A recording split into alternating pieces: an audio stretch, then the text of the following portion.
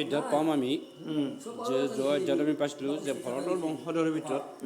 ৰন্তিদেৱ বুলি যিটো ৰজা আছিল, ৰন্তিদেৱ, এই ৰন্তিদেৱ ৰজাৰ তেওঁলোকৰ ধাৰ্মিক ৰজা আছিল। সেই ধাৰ্মিক ৰজা আছিল এনেকুৱা ধৰণৰ, তেওঁ সকলো প্ৰজাকে সমানভাৱে পাইছিল আৰু সমানভাৱে পোৱাৰ পিছত, সকলোকে সমানভাৱে পালন কৰাৰ পিছত তেওঁৰ এই যশকীৰ্তি চাৰিওফালে যেতিয়া বিয়পি গ'ল, তাৰ পিছত সেই ৰন্তিদেৱ ৰজাৰ এদিন কেনেকুৱা ঘটনা ঘটিল, এই অধ্যায়টো তাকে বৰ্ণনা কৰিব। গতিকে এইখিনি হ'ব আজি অধ্যায়ৰ মূল কথা। ৰাম একদিনা ৰাজা মনত হৰিষে আনন্দে কৰিয়া সন্ত, ভোজন কমনে পৰম যতনে কবি প্ৰয়াখিলন্ত।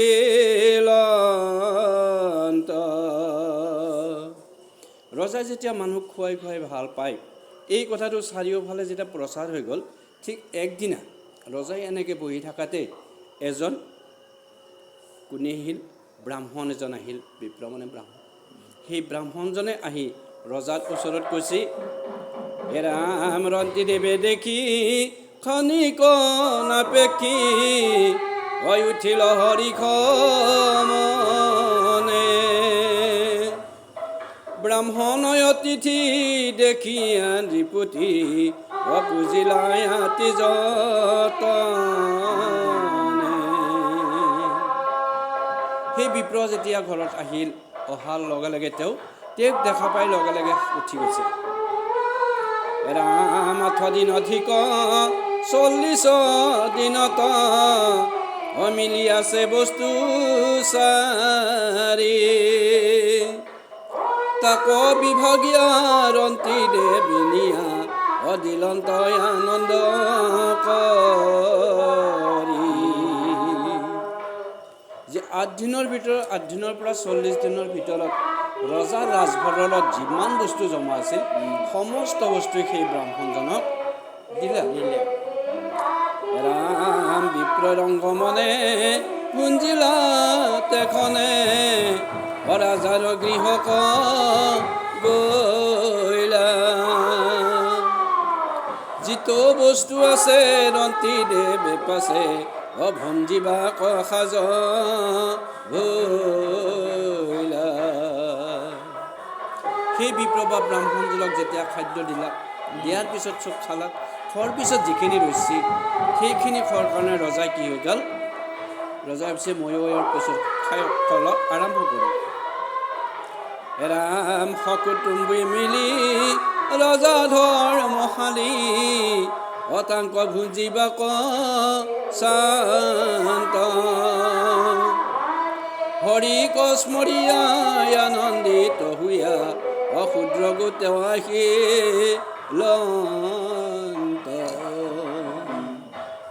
ৰজাই যেতিয়া সেনেকৈ গোটেইখিনি মানুহ তেওঁৰ পৰিয়াল লগ লাগি খাম বুলি ভাবছি, ঠিক তেনেকৈ এজন আৰু ক্ষুদ্ৰ মানুহ আহি তাতেই উপস্থিত হ'ল, হত্যা কৰি আৰু হত্যাকে আহি গ'ল। ৰাম ক্ষুদ্ৰক দেখিয়া নৃপতি উঠিয়া তাকো ভাগ কৰি দিলা, আনন্দিত মনে ক্ষুদ্ৰ মহাজনে ভোজন পাছে কৰিলা। সেই ৰজাৰ লগতে এই ক্ষুদ্ৰজনকো পুনৰ আৰু তাতেই বহাই দিলা ৰজা। ৰাম ক্ষুদ্ৰ যেবে গৈল নৃপতি দেখিল অতিথি মিলিল যায়, কুকুৰে সহিতে মৰন্তে আছো ভোকে মোৰ ধাতু যায়।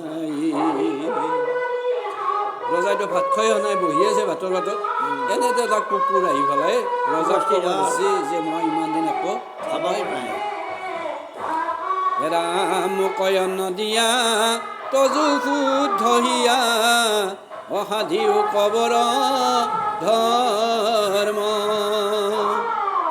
এই বাক্য শুনি নৃপতিৰ মনে জ্বলিবে কবৰ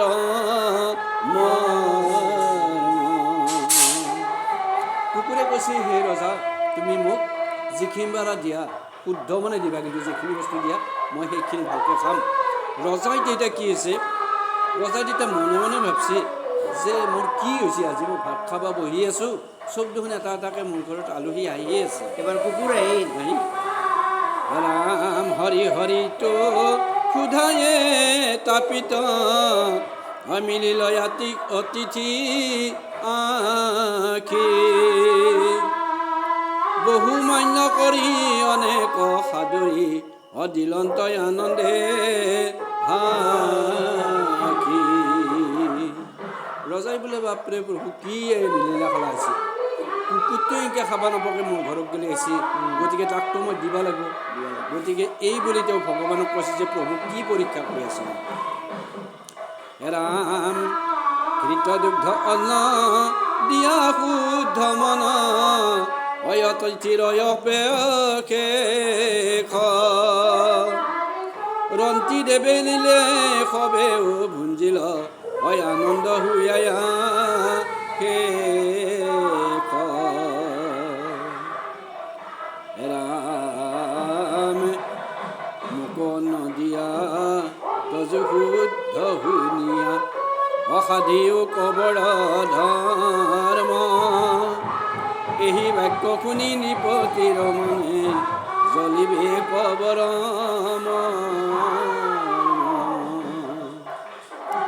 ৰাম হৰি হৰিতো ক্ষুধায়ে তাপিত অমিলিলয় অতিথি আখি বহু মান্য কৰি অনেক সাদৰী দিলন্ত আনন্দে আখি ঘৃত দুগ্ধয় ন দিয়া শুদ্ধ অতিথিৰ অয়বেশেষ ৰন্তি দেৱে নীল সবেও ভুঞ্জিল আনন্দ হুয়ায়া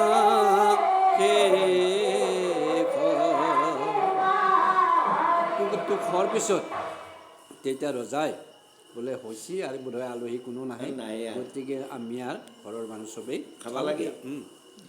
ৰাম ভোজন কৰিয়া অৰন্তি দেৱৰাই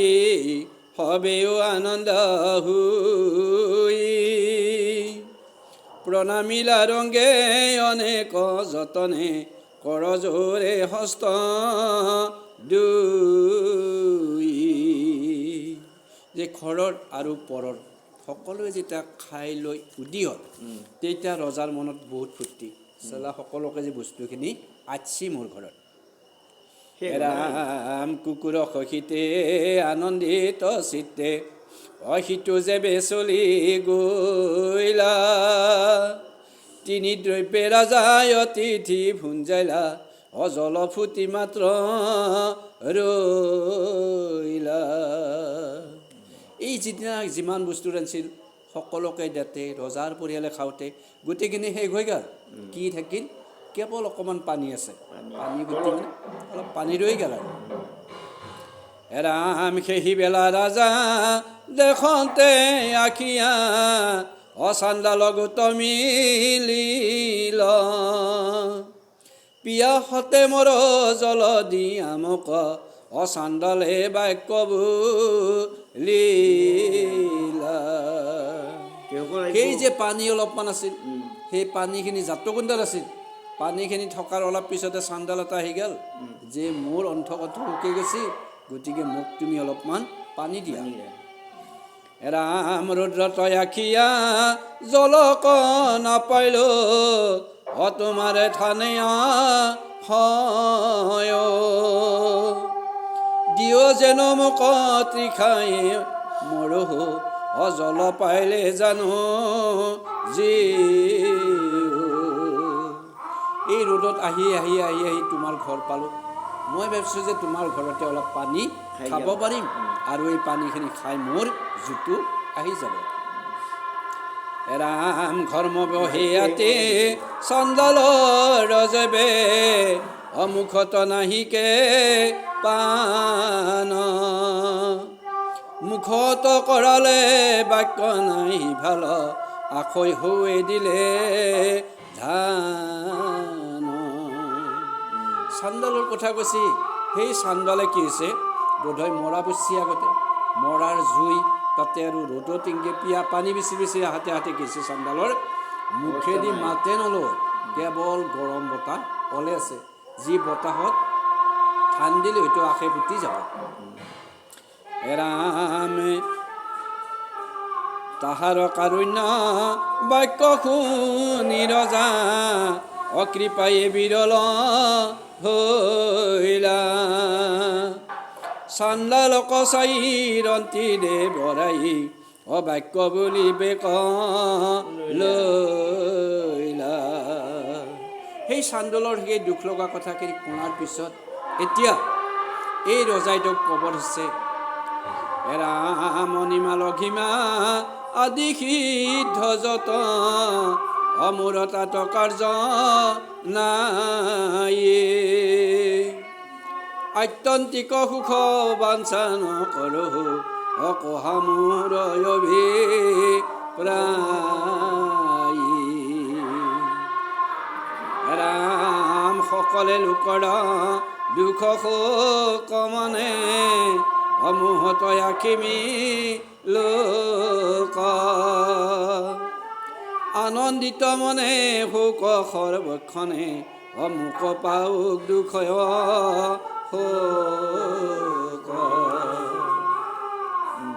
তেতিয়া ৰজাই চাৰিও দিশে চাই পেলাই স্তুতি কৰিব পাৰিছে সেৱা কৰিব পাৰিছে প্ৰাৰ্থনা কৰিছে যে প্ৰভু এই চৰাচৰ জগতত যিমান তাৰমানে খাব নোপোৱা মানুহ আছে তাপি আছে দুখী আছে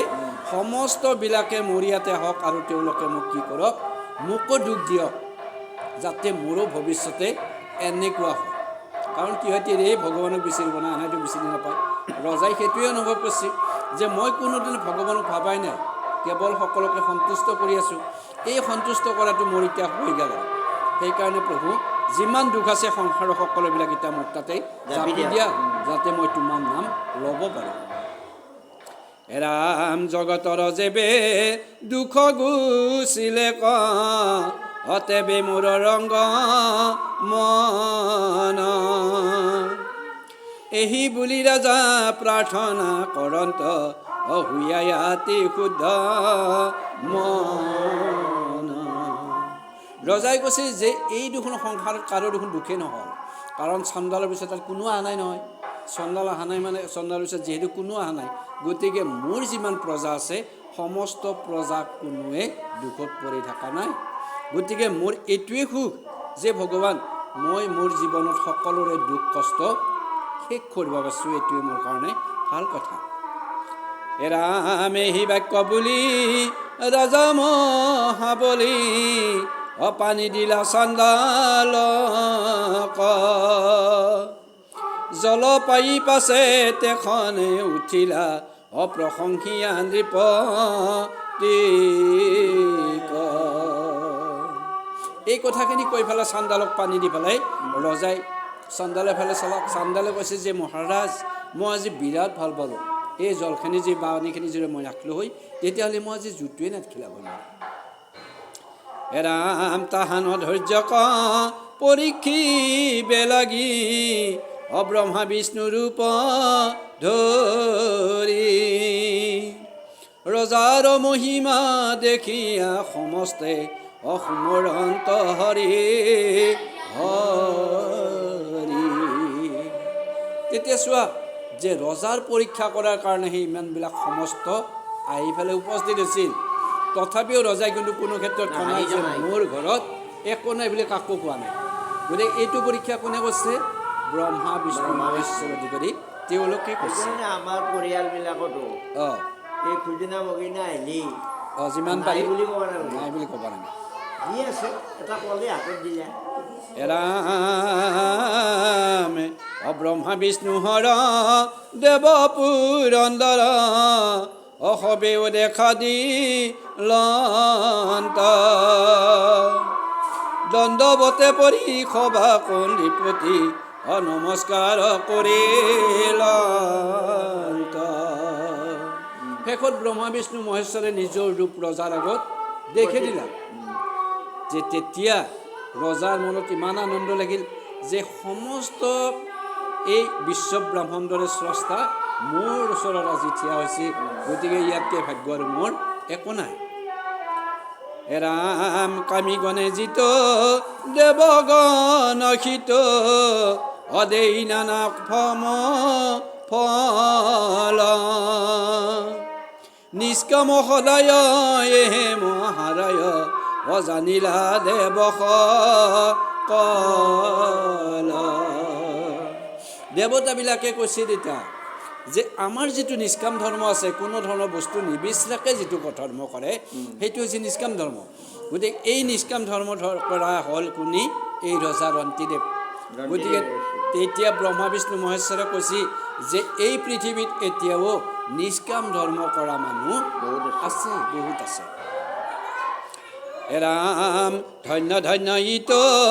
ৰন্তিদেৱ বুলি অচলি গৈলা নিজ থান কায় বাক্য মনে ঈশ্বৰ তচিত অদিলা ৰাজা বিদ্যা মান। এই সকলো দেৱতাবিলাকে ইয়াক ধন্য ধন্য বুলি কৈ পেলাই নিজৰ জাগাত গেলি গুচি গ'ল। যাই পেলাই কৈছে যে ৰজা তুমি যেনেকৈ চলি আছা তেনেকৈ চলি থাকা, তোমাৰ আৰু ভাল হ'ব। ৰাম ভগৱন্ত জিত বসুদেৱ হৰি অতে হন্তে কৰা ভকতি কায় বাক্য মনে ঈশ্বৰ তচিত অদিলা মহানৰ পতি। সেই দেৱতাবিলাকে ৰজাক কৈ গৈছে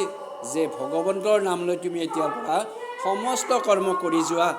এই যদি কৰ্ম কৰা ভগৱন্তৰ নামত, তেতিয়াহ'লে তোমাৰ আৰু জয় জয় মই হ'ব, ইয়াতকৈ ভাল হ'ব। ৰাম মায়াৰ গুণৰ দেখিলা সংসাৰ অস্বপ্ন যেন মানি লন্ত মায়া দূৰ ভৈলা ঈশ্বৰ দেখিলা হৃদয়ে মধ্যে সন্ত। এই ৰজাই যি অলপ আগতে কৈছিল যে সমস্ত দুখ এতিয়া মোক দিয়া বুলি, এই দেৱতাবিলাকে কৰিলে কি? তেওঁৰ যিমান ধন সম্পত্তি আছিল, সেই ধন সম্পত্তি সমস্ত নোহোৱাকৈ তেওঁ কি কৰি পেলাক? চব মায়া নোহোৱা কৰি দিয়ে।